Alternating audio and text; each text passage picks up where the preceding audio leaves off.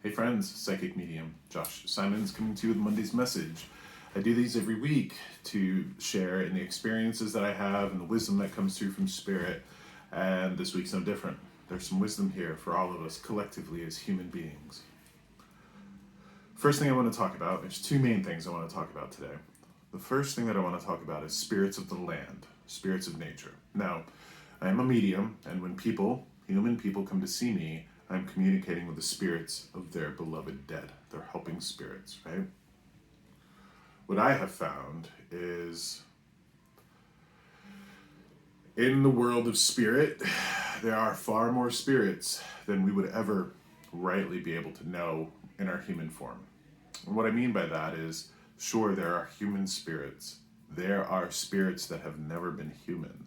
There are spirits of the land. There are spirits of trees. There are spirits of plants. There are spirits of animals, right?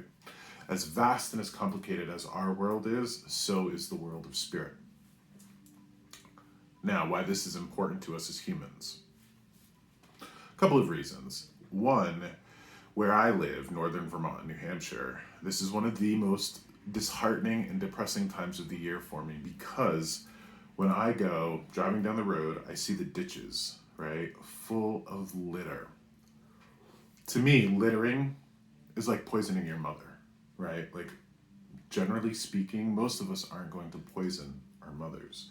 Yet, the people that are tossing litter out their car window, they're literally poisoning their mother. Now, from a practical standpoint, from a common sense standpoint, what happens is, you throw out things of plastic, you throw out things of aluminum, you throw out the garbage, all of that, right?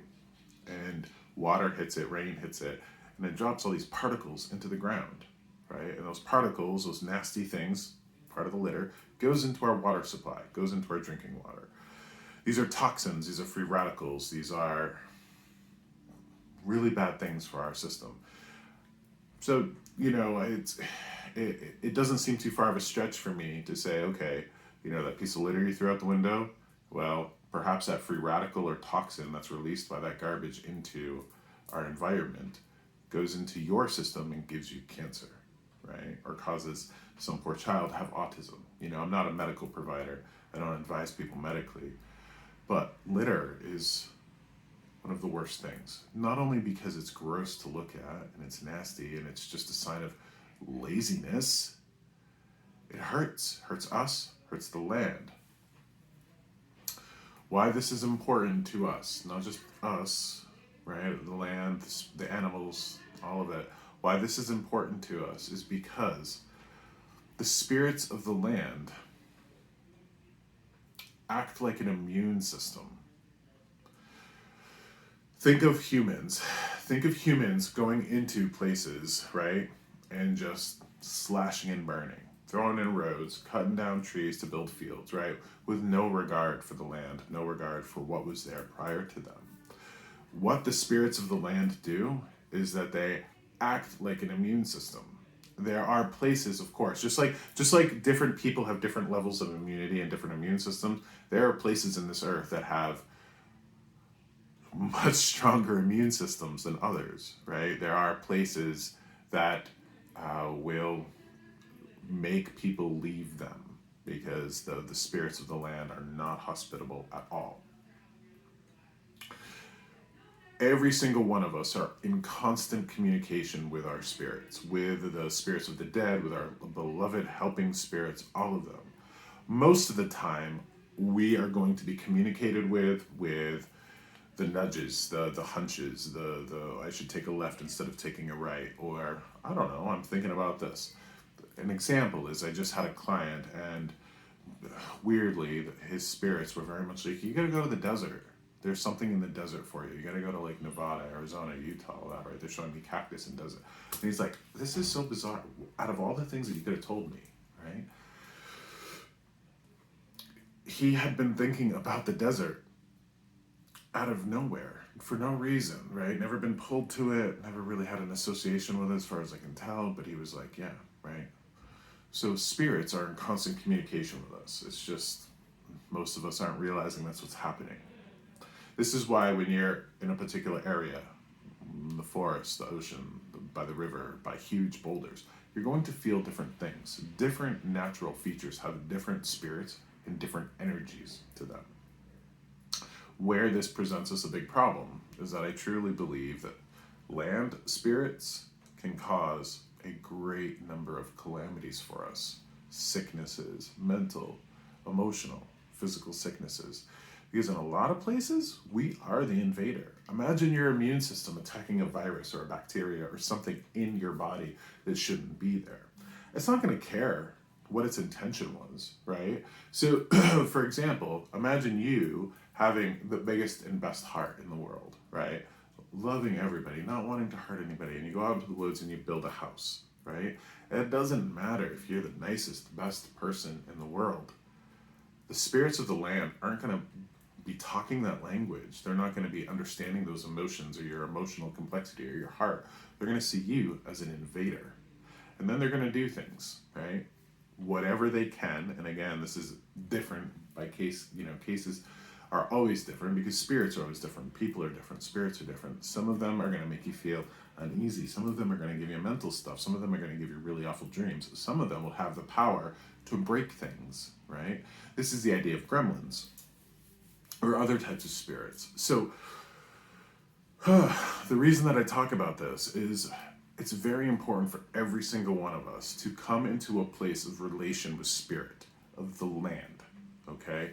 Being that one of the most powerful things that you can do, weirdly enough, and I don't know why this works, is get yourself a jug of maple syrup, go out into your backyard, pour a little bit out of it onto the land, and say, hey, land spirits, I'm your friend. I'm here. Thank you for hosting us. Every day, every morning, I have a set of what I call daily devotionals where I stand in front of my altar. I thank my ancestors. I thank my helping spirits, my loving spirits, right? My altar's right by my window. I look out the window and I look at the trees, I look at the land, I look at all of that. And one of the things that I say every single day is, spirits of the land on which I live and call home, I thank you for your bounty, your hospitality, and your protection. The spirits of the land are incredibly powerful, but they're not human.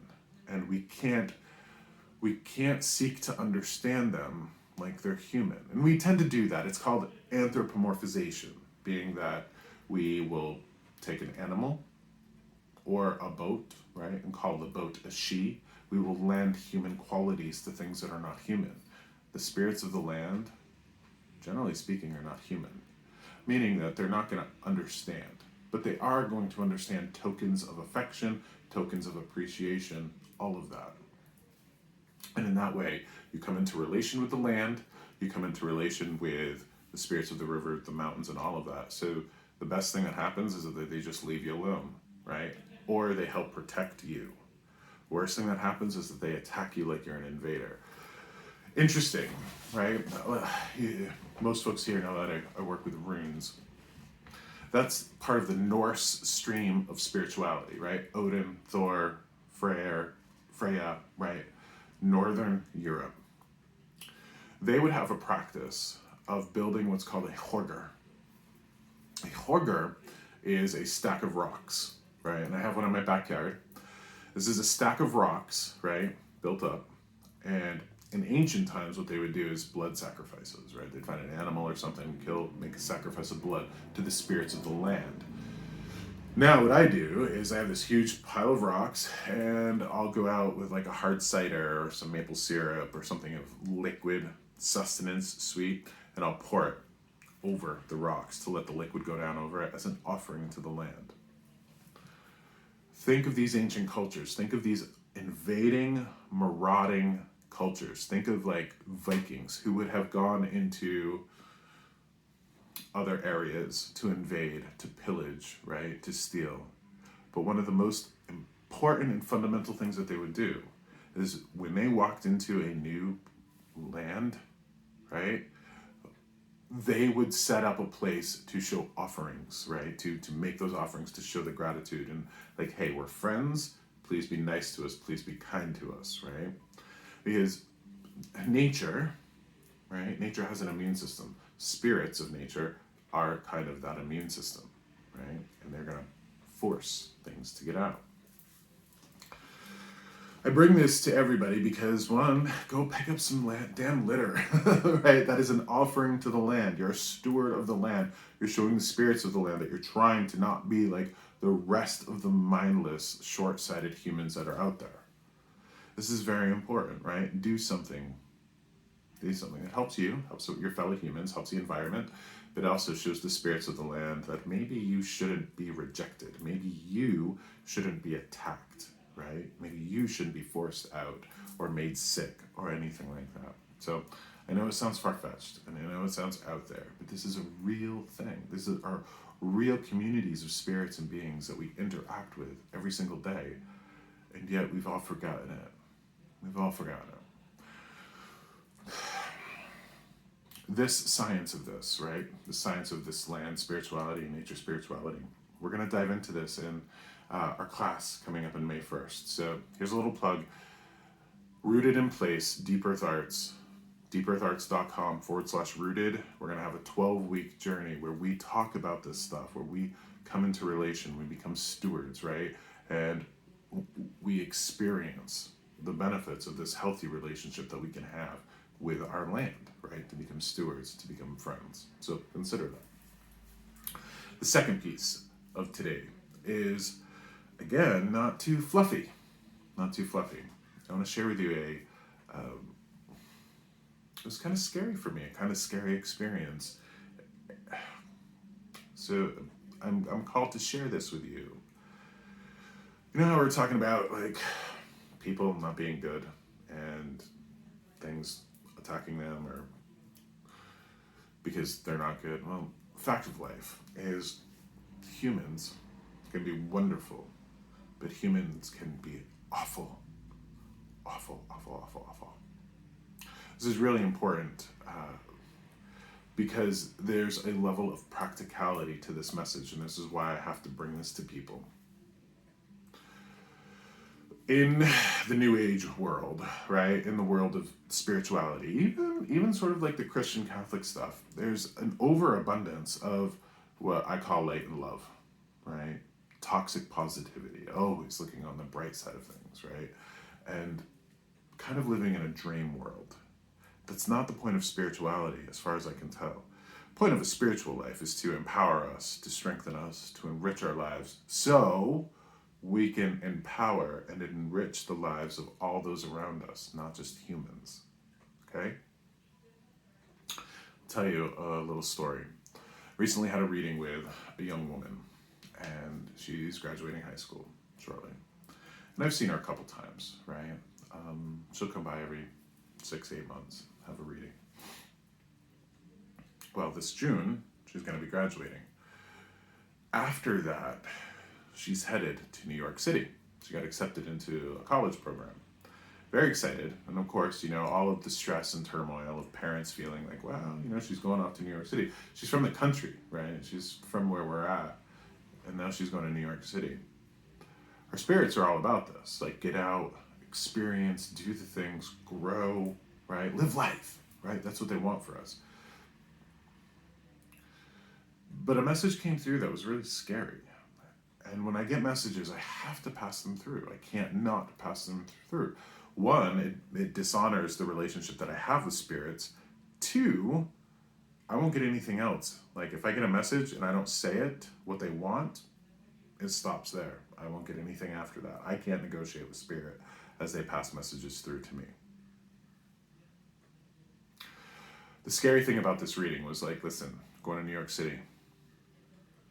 And this message blew my mind because I've never heard, seen, felt, experienced, been exposed to anything like this. So, careful in New York City. This is what you're going to want to be careful of, though. A lot of us, if not all of us, have heard of the scourge of human trafficking, right? Where people, young women, get abducted, and sex trafficking, human trafficking, all of that, for all sorts of awful, nefarious reasons. It is a real thing. It even happens like around us, right?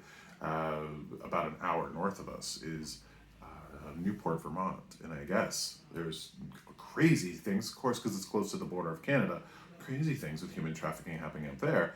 And apparently Interstate 91 that goes from Canada down to Massachusetts, like Boston area, a huge funnel for that sort of thing. The message that they gave me to pass on to this 18-year-old girl was, listen, that's obviously something that you've heard about, obviously something you're being trained for, right? Like, hopefully, this young woman is being taught, don't leave a drink by itself, right? Don't give yourself the opportunity to be drugged, right? Be mindful. All of the things that women have to be taught, right? Carry your keys in your fist as you're walking through a parking lot. All of those things. It's a horrible goddamn world. The message for her was, this is again really awful. The message for her was, watch the women. As a woman, right, she would have, rightfully so, fear of men, right? Fear of men, right? Because they're predators. You know what I mean? Generally speaking, men are the ones that women have to watch out for, right? The message here was, be careful of women too. And again, I haven't seen a movie or read a story or anything about this, so this information was very crazy to me. But there are women in this world who will get close to somebody, then drug them, and get on the phone, hey, I've got one here, zoom by, pick her up, and this woman's got $50,000. There are women out there like this, and that's the message that I had to lend her. I didn't want to scare her, and I was very clear about this. Like, yeah, I'm not doing this to scare you. This is the message that I'm getting. When you're out in the big city, right, you're going to be mindful of men. Yes, of course. It's almost an instinct, right? Knee-jerk reaction to be mindful of men, be careful of them. Yes. But one of the things that she might have missed in that is that she might have felt safe because of women. But there are awful women out there. There are awful women who will sell other women to make a quick $50,000 and not blink an eye. I talk about this because oftentimes the spiritual messages I receive are, love yourself, be kind to yourself, do your best, right, to yourself, all of that. Fill your cup up so you can fill up the cups of everybody around you. Live in a place of love, live in a place of peace. This message wasn't that. This message was, listen, you're going into a viper den. Be careful of the people that you would trust, and don't trust anybody until they give you many, many reasons to trust them. This isn't just true in New York City. It's true everywhere. Just because somebody's a man doesn't make him dangerous, and just because somebody's a woman doesn't make her safe. There are generalizations and rules that we have to live by, yes. But be careful of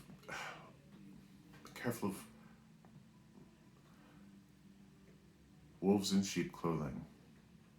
Because that's what that is, right? Just because they are women doesn't mean that they're not going to sell you. Scary message. Another reason that I bring this up is, again, because of spiritual stuff, right? The world of spirit can kind of, the new age world and stuff that's going on, right? Around all of this stuff, right? Love and light and high vibrations and all that. I don't want to poo-poo it if somebody's into that stuff. If somebody's into that stuff and it enriches and empowers their life, absolutely, it's working for them, right? But a path of spirituality should not disconnect somebody from reality. But there are just really awful people out there that are going to do really awful things for no other reason than to serve their own purposes. This is why that rooted in place class that we're teaching, there's going to be a little bit of science there. If we're going to be talking about making friends with the spirits of trees, well, we're also going to be talking about the magic of photosynthesis, right? Because we have to have feet in both worlds, right? We got to be spiritual, yes, absolutely, but we also have to be physical. We have to know how trees work. We got to know how the sun works, right? That's why it's important to have that balance. So, connect with the spirits of the land. Find a time to go out and pick up some litter, right? Be of service to the world that feeds you. Be of service to the world that houses you and gives you shelter, right? It's really important. It's something that I think, generally speaking, we as a society are falling away from, right?